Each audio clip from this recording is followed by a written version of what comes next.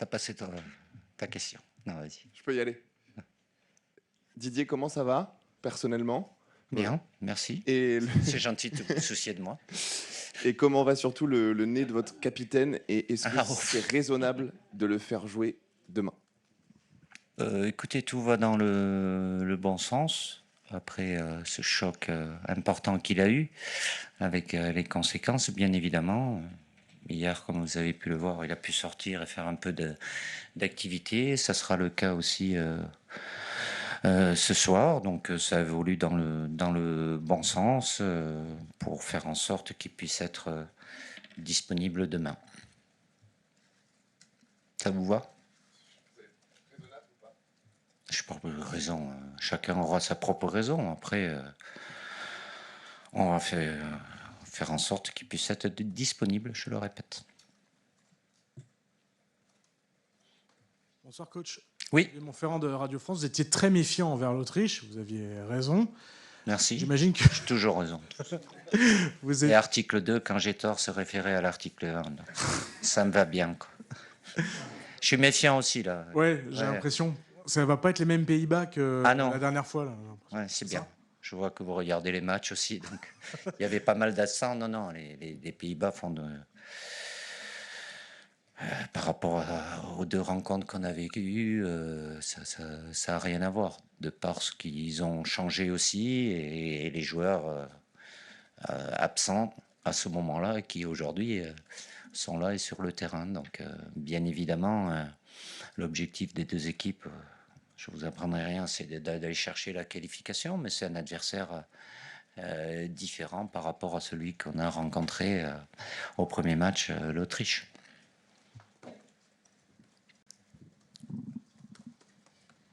Oui, bonjour, Grégory Schneider, Libération. Vous avez fait un très gros match contre l'Autriche. Il y a eu une grosse dépense d'énergie. Et pour autant, vous avez même eu beaucoup d'occasions, mais pour autant, c'est 1-0 sur un CSC. L'efficacité étant difficile à corriger comme ça, elle n'est pas évidente à travailler sur 3 jours. Est-ce que ça ne vous inquiète pas un peu? Je ne suis jamais inquiet.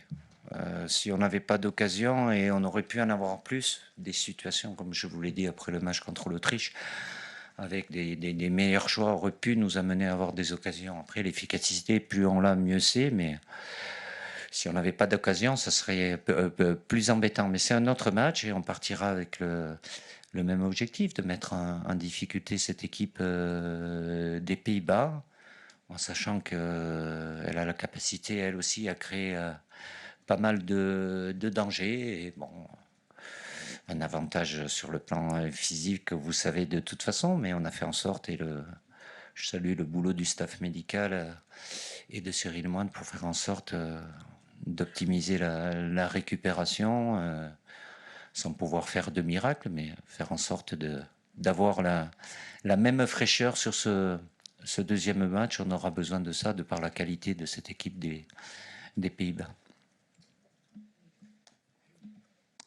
Bonjour Didier, oui. Sansfourche pour RTL. Un premier match de la compétition vampirisé par l'actualité politique, un deuxième avec un point d'interrogation sur le capitaine et quasiment la star de la compétition. Est-ce que vous avez souvenir d'un début de compétition aussi complexe à gérer pour vous? Je n'ai pas de mémoire et ça m'arrange. J'ai une mémoire sélective. Chaque situation, on fait en sorte, et je fais en sorte de les gérer avec le plus de tranquillité, quoi. Donc, ça n'a rien de comparable sur le contexte du premier match, parce que j'ai été impliqué comme tous les joueurs en venant devant vous. Je me rappelle encore de cette première conférence de presse où sur 8 questions que j'ai eues, il y en avait 7,5 qui n'étaient pas sur le football, mais bon, il n'y a pas de souci. Là, bon, évidemment, je suppose que ça alimente les débats, mais il n'y a pas par rapport à Kylian, il n'y a pas de perturbation dans le groupe. Les choses se font du mieux possible avec le staff médical et Kylian est dans le groupe. Il n'y a pas c'est plus tout ce qui peut être extérieur à la limite. Après, en interne, il y a la tranquillité et la sérénité, quoi.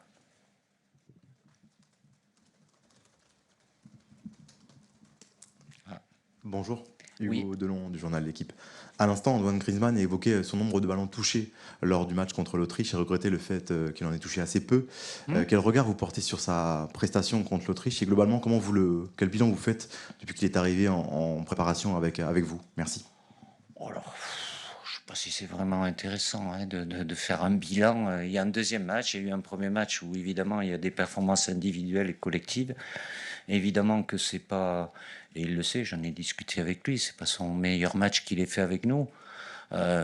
Plus il rentre dans l'élaboration du jeu et dans le fait qu'il touche des ballons, mieux c'est pour nous. Après, plus il aura de justesse aussi, ça sera bénéfique à l'équipe. Dans un match qui était particulier face à l'Autriche, là, ça sera différent, mais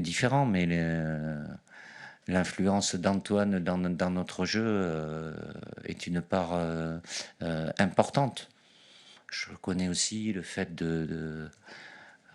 c'est un joueur qui a l'habitude d'enchaîner, même si dans le positionnement, et ça a été le cas aussi sur la fin de saison avec son club, il a été utilisé à différents postes divers et variés, donc ça se fait pas en claquant des doigts aussi, mais voilà, j'ai totale confiance en lui. Évidemment, pour nous, c'est important qu'il ait la plus grande influence dans notre jeu.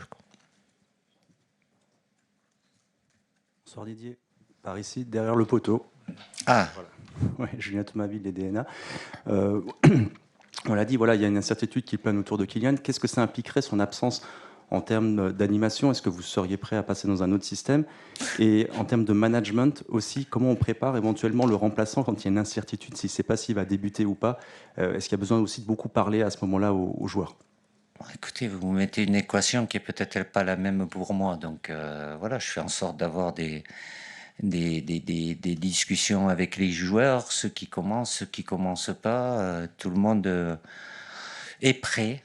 Voilà, ça concerne un groupe, la gestion du groupe. Et à tout moment, comme ça a été le cas sur le premier match, entre ceux qui ont débuté et ceux qui sont amenés à rentrer aussi, de faire en sorte de répondre. Donc je vais pas faire un cas particulier. La gestion du groupe elle reste la même pour mon staff et pour moi, quoi. Bonjour Didier, Stéphane Lippert, France Télévisions. Depuis que vous êtes sélectionneur, les Pays-Bas, c'est le pays que vous avez rencontré le plus souvent, 8 fois, 7 victoires. C'est bien, que ça continue. Ouais. Comment vous faites? Parce qu'à ce niveau, ça ne peut pas être, pas être du hasard, ce niveau de réussite. C'est la chance, non? La recette la recette, c'est chaque match. Un secret à chaque match contre une des meilleures équipes d'Europe à chaque fois, quoi. Non, après, c'est un rapport de force. Il sera différent que celui qu'on a eu les 2 derniers matchs où on s'est rencontrés.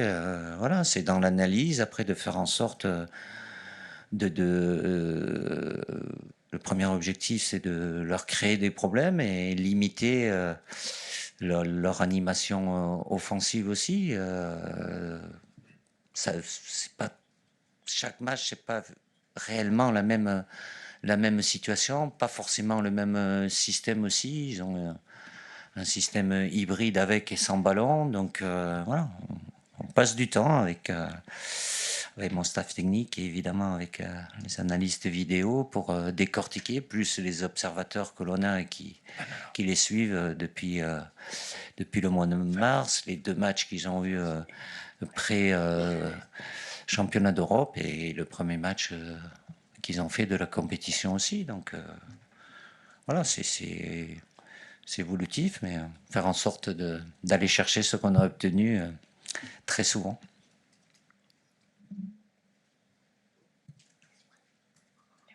Bonjour Didier, Sébastien Tarago, la chaîne L'Équipe. Est-ce que tu pourrais nous expliquer vraiment sur le plan technique, qu'est-ce qui t'a amené à choisir de mettre Upamecano axe droit et Saliba axe gauche? Et est-ce que tu trouves qu'au niveau du positionnement, ça s'est parfaitement bien placé ou il y a des axes d'amélioration? Il y a toujours des axes d'amélioration. Après, je fais en sorte de mettre les joueurs dans les meilleures dispositions. Si j'ai fait ce choix-là, c'est parce que je pense que entre les deux, William est plus à l'aise que ou pas que Dayo à gauche, même si ils ont les deux la possibilité de jouer à gauche et à droite. Ils sont plus habitués pour William à jouer à droite, mais il n'a pas embêté parce qu'il a joué plusieurs saisons avant en étant à gauche. Donc c'est d'évaluer celui qui est le plus à l'aise, s'il y en a un qui est moins à l'aise, d'aller dans ce sens-là. Ça peut être les deux. Il y a des, après, c'est droitier, gaucher. Voilà, j'ai connu des droitiers qui étaient vraiment plus à l'aise uniquement à gauche. Bon, pour les gauchers en général, même si ça arrive d'avoir des gauchers à droite, mais après, c'est dans la position pour défendre. Et sortie de balle, oui. Ça, c'est important d'avoir le plus d'aisance possible pour sortir des zones de pression. Bonjour, Nicolas, le gardien de Sud-Ouest. Comment vont Olivier Giroud et Dayot Upamecano, qui se sont, l'un qui s'est pas entraîné mercredi, l'autre hier. Et vous disiez après l'Autriche justement que les sorties de balles, vous pouviez mieux faire. Qu'est-ce qu'il faut, améliorer? On peut toujours mieux faire, mais même si. Vous l'aviez dit. Ah, je l'ai dit. Ouais. Je suis pas sûr d'avoir dit ça. Je me rappelle pas de tout, mais bon. On peut toujours mieux faire. Après, il y a la qualité que peuvent avoir certaines équipes à venir presser très très haut. C'était une des forces de cette équipe autrichienne. Les Pays-Bas peuvent le faire. En ce qui concerne Dayo et Olivier, ils seront en séance, mais même si vous savez qu'elle sera courte, plus courte que d'habitude, puisque ça durera 45 minutes. Mais ils seront là. Bonjour Didier, Julien Franck pour Radio France. Dans le prolongement de cette question, comment va Ibrahima Konaté et est-ce qu'il peut postuler demain face au... Il est là, il s'entraîne, hein, il n'y a pas eu de soucis particuliers, donc il a envie, comme les 24 autres, de pouvoir commencer le match. Mais ça ne sera pas le cas pour tout le monde. Bonjour Didier, Oui. Charlotte Harper from The Athletic. Antoine vient de dire que votre réussite, c'est le groupe que vous arrivez à construire. Est-ce que vous pouvez parler un peu de votre adjoint, Guy Stéphane, comment il est, comment vous travaillez ensemble? Merci. Bah écoutez, le mérite, c'est toujours, il en revient toujours aux joueurs.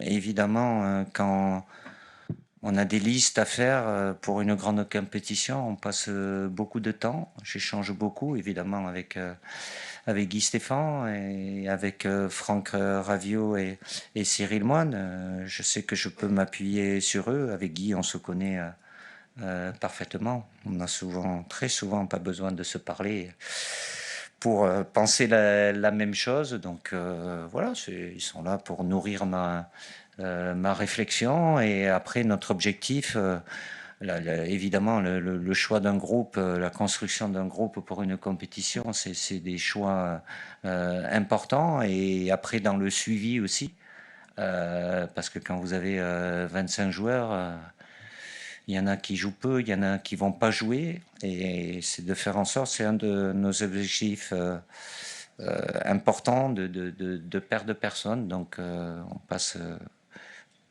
bien sûr moi, mais Guy aussi, pas mal de temps avait échangé avec les uns et les autres pour maintenir tout le monde et que tout le monde soit prêt, même si au premier match, c'est normal qu'il peut y avoir des déçus, comme il peut en avoir au deuxième, mais la force du groupe, pour moi, elle est au-dessus de la force individuelle, donc ils s'inscrivent tous dans un collectif et on fait en sorte d'être très attentif au groupe.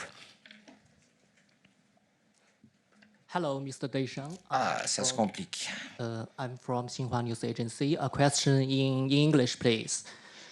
We know after the first round of the group matches, all the 24 teams have played in their matches. So what's your overall impression of this tournament so far? I mean, the match quality, the playing tempo, is it more challenging compared to 2016 when you for your side?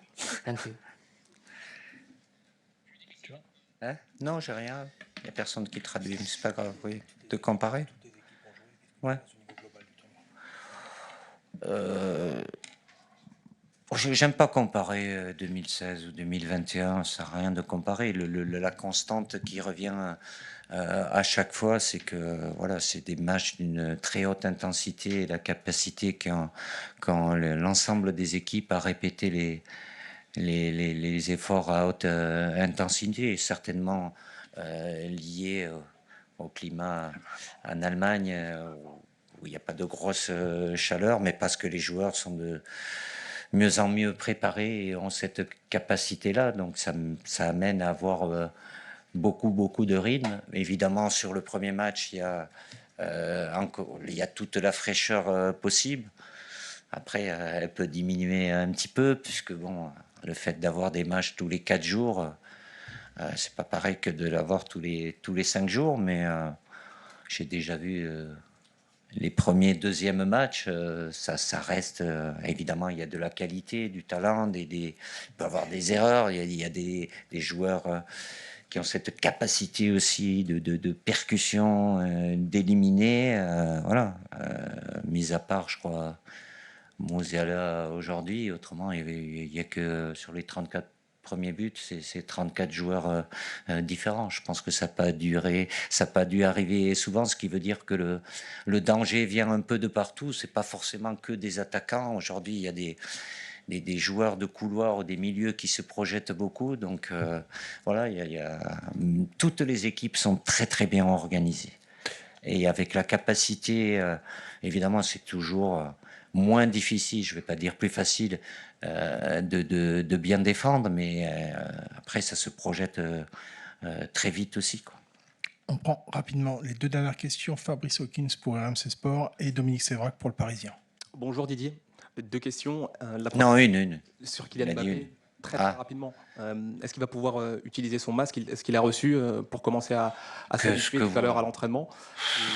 La deuxième sur Aurélien Tchouaméni, comment va-t-il et quel rôle est-il amené à avoir dans ce tournoi, notamment avec les bonnes performances d'Adrien Rabiot et de N'Golo Kanté? Eh bien, je devrais venir avec ces questions. Oui, de toute façon, Kylian, oui, il portera un masque, ça c'est sûr. Après, pas besoin de savoir qui, comment, pourquoi. De toute façon, vous avez suffisamment d'infiltration pour arriver à savoir d'où ça vient d'une manière ou d'une autre. Aurélien, évidemment, de par ce qu'il a réalisé, le fait d'avoir fait les 2 fois 30 minutes à nos positions aussi, la cicatrisation est bonne, donc c'était prévu plus ou moins comme ça, qu'il puisse être disponible. Après, statut, oui, mais forcément, je vous l'ai dit déjà, lorsqu'on était en préparation au milieu de terrain, ils peuvent être tous titulaires, quoi. Donc, je vais pas, mais ils pourront pas tous jouer, mais voilà, il y aura des relais à prendre aussi, mais Aurélien, de par ce qu'il a fait, est plus et en meilleure condition que lors du premier match où je ne l'ai pas utilisé, pour la simple et bonne raison, même s'il était disponible, parce qu'il y avait d'autres joueurs qui étaient plus près que lui. Ben là, il y a un deuxième match, il y en aura un troisième. Bon, je vais penser déjà à celui de demain, mais vous verrez bien le rôle qu'il aura. Oui, bonjour Didier, vous dites depuis le début que ce sera différent de l'Autriche. À quel match vous attendez? Vous attendez à beaucoup subir, à ne pas avoir le ballon? À quel type de confrontation vous attendez? C'est pas gentil ça. Non, on fait en sorte de l'avoir plus que l'adversaire. Après, c'est un rapport de force, mais l'objectif, c'est de l'avoir et de les mettre en difficulté. Voilà, elle a cette capacité dans les sorties de balles, les faire d'une certaine façon, avec un positionnement bien précis de certains de leurs joueurs. Donc, mais aussi, avant tout, c'est de faire en sorte de nous l'avoir et de pouvoir les obliger à défendre. Donc, mais ça, en sorte d'anticiper, de penser, et après s'il y a erreur technique ou ça peut amener à être amené plus ou moins à défendre, mais je veux surtout pas qu'on fasse ce match pour avec comme premier objectif défendre, même si voilà, au niveau Il faut être capable de le faire quand c'est nécessaire, mais c'est d'abord aller de l'avant et faire en sorte de leur créer des problèmes. Merci Didier.